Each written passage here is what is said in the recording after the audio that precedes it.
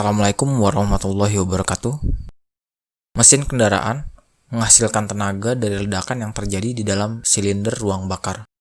Ledakan tersebut berasal dari campuran udara dan bahan bakar bertekanan tinggi yang dipicu oleh busi. Ledakan yang dihasilkan mampu mendorong piston dari titik mati atas ke titik mati bawah. Dorongan dari piston dirubah menjadi gerakan berputar pada kruk as. Daya yang dihasilkan oleh piston disimpan pada komponen-komponen yang berfungsi sebagai flywheel, dan daya tersebut digunakan kembali untuk menggerakkan piston melakukan langkah buang, hisap, dan tekan. Setelah ledakan terjadi, piston akan bergerak kembali ke titik mati atas dengan menggunakan daya yang disimpan pada flywheel untuk membuang sisa pembakaran menuju knalpot. Pada saat langkah buang ini, katup buang terbuka, melepaskan gas dan uap air sisa pembakaran dari ruang bakar menuju knalpot.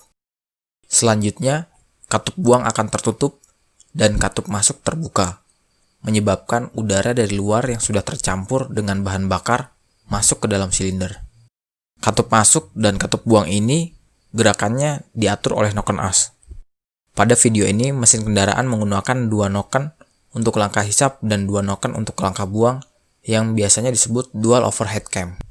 Karena menggunakan 2 noken as, di mana 1 noken as menggerakkan 2 klep masuk dan 1 noken as lagi menggerakkan 2 klep buang. Setelah langkah buang, piston akan bergerak kembali ke titik mati bawah yang menghasilkan tekanan yang rendah menyebabkan udara dari luar silinder masuk ke dalam.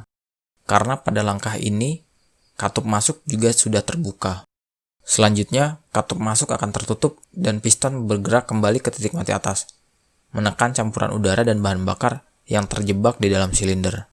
Gerakan piston tersebut menyebabkan campuran udara dan bahan bakar mengalami peningkatan tekanan dan suhu yang sangat tinggi. Ketika piston hampir mencapai titik mati atas, busi akan menyala, memicu pembakaran antara bahan bakar dan udara yang bertekanan tinggi.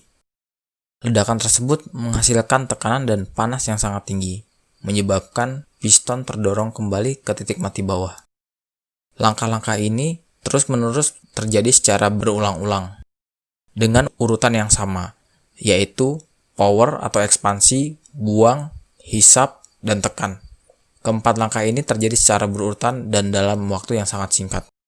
Pada mesin DOHC, klep digerakkan langsung oleh noken atau cam tanpa perantara, sehingga klep dapat langsung merespon dorongan dari noken. Noken as ini digerakkan oleh kruk as melalui rantai timing atau rantai keteng yang dihubungkan oleh timing gear, di mana rasio putaran antara noken as dengan kruk as adalah 1:2, yaitu setiap 2 kali kruk as berputar, maka kedua noken as akan berputar sebanyak 1 kali.